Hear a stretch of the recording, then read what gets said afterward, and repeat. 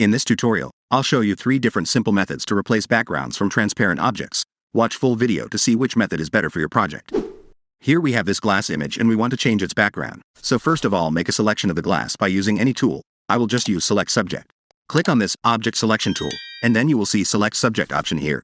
If you click on this arrow and change it to Cloud, it will give you more precise and detailed results, so make sure to check it. Then click on Select Subject and it will make the selection automatically for you. Now with selection active, make a mask by clicking on this button. And create a black solid color for background. Convert this glass layer to Smart Object. And then duplicate it.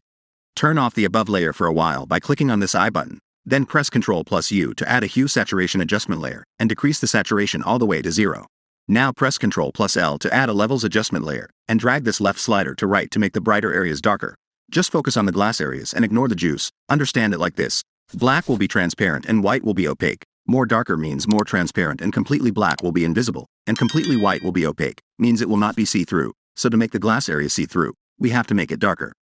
Once it's done, go to Channels, and then hold Ctrl key and click on any of these channels to make a selection of the brighter areas. Or just press Ctrl+Alt+2 to do the same. With selection active, make a mask. Now turn on our duplicate layer.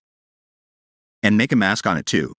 Then take a soft round brush and paint on the glass areas with black color to hide those areas. Now lower the brush flow and paint the edges of the glass with white color. Like this. If we change color of the background, we can see it's transparent and working on all colors. Now if you feel the transparency is too much, you can decrease it by clicking on the mask, and in Mask Properties decrease the density as much as you like. You can also paint back some areas with brush. Now place the original image above the background, and just change the blending mode to multiply to make the shadow. See, the shadow gives it more natural look. Now let's go to another method. This image already doesn't have any colors, so directly make a levels adjustment layer by pressing Ctrl+L, and make the dark background darker and our object brighter. Stop when you start to lose details from the object.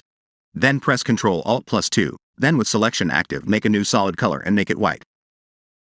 Then add another solid color as background. See, we have our object extracted from the background.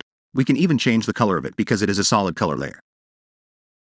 Now for shadow. Again, place the original image above the background, and change the mode to multiply, and with levels, make the bright areas brighter and dark shadow areas darker. The multiply blending mode will remove the white or brighter areas and keep the darker areas, which is the shadow. Let's move on to the third method.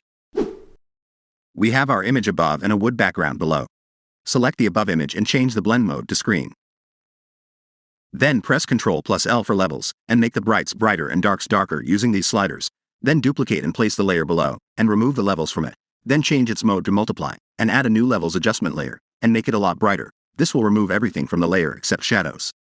See the difference? You can use any of these 3 methods depending on your image and easily replace backgrounds from transparent images. Make sure to leave a like and don't forget to subscribe.